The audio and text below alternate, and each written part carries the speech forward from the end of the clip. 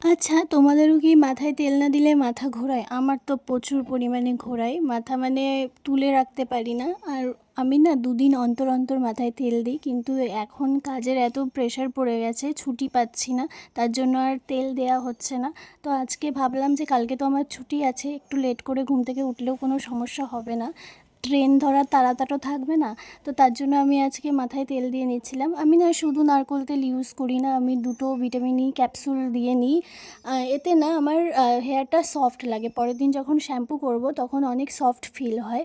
তো তারপরে আমি ভালো করে আমার মাথায় তেল দিয়ে নিলাম, আর তেল দেওয়া কমপ্লিট হয়ে গেলে এই ম্যাসাজারটা দিয়ে একটু ম্যাসাজ করে নিচ্ছিলাম। এটা না আমি 2022-এ কিনেছিলাম, যখন আমি আমার ক্লাস জয়েন করি তখন না অনেক প্রোডাক্ট কিনতে হয়েছিল, তার মধ্যে এই ম্যাসাজারটা কিনেছিলাম।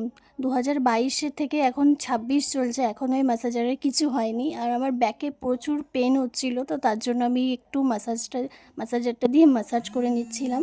তো এত ভালো কাজ করেছে। এর না অনেকগুলো টুলও আছে, প্যাকেজ সিস্টেম ছিল, এগুলো হাতের জন্য একটা, ফেসের জন্য একটা, মাথার জন্য একটা, অনেকগুলো ছিল।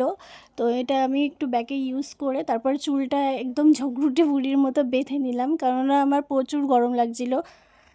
গরমকালে মাথায় তেল দেওয়াটা একটু চাপের। তো